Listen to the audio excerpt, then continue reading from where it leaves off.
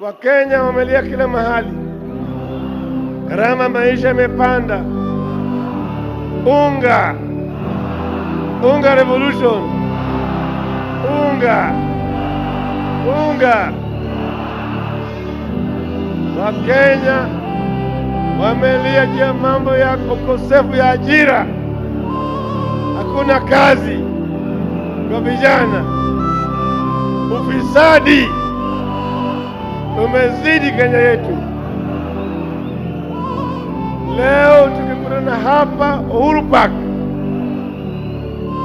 kule Tanga mjini kule Tanzania, Rais Magufuli na Rais Museveni wanazindua ujenzi ya bomba ya mafuta kutoka Hoima Uganda mpaka bandari ya Tanga Tanzania. Hiyo ni urefu ya kilomita 1450, 1450 kilometers.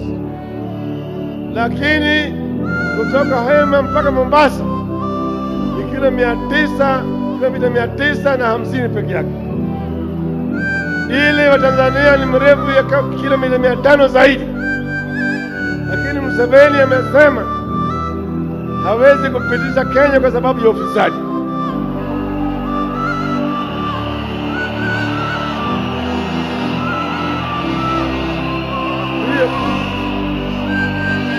Hiyo mradi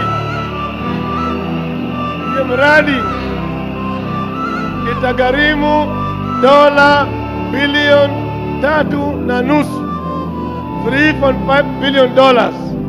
Hiyo ni shilingi bilioni 350. Na kazi ambayo itatoka pale ni 43,500. Permanent itakuwa 15,000, na wengi watakuwa ni Watanzania. Wakenya wamepitwa kwa sababu ya ufisadi.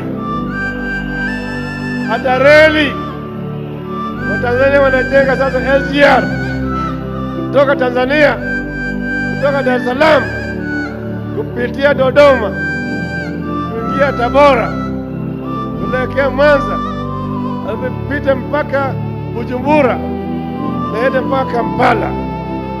Hii yenu itakuwa hapa Naivasha kwa sababu ya ufisadi.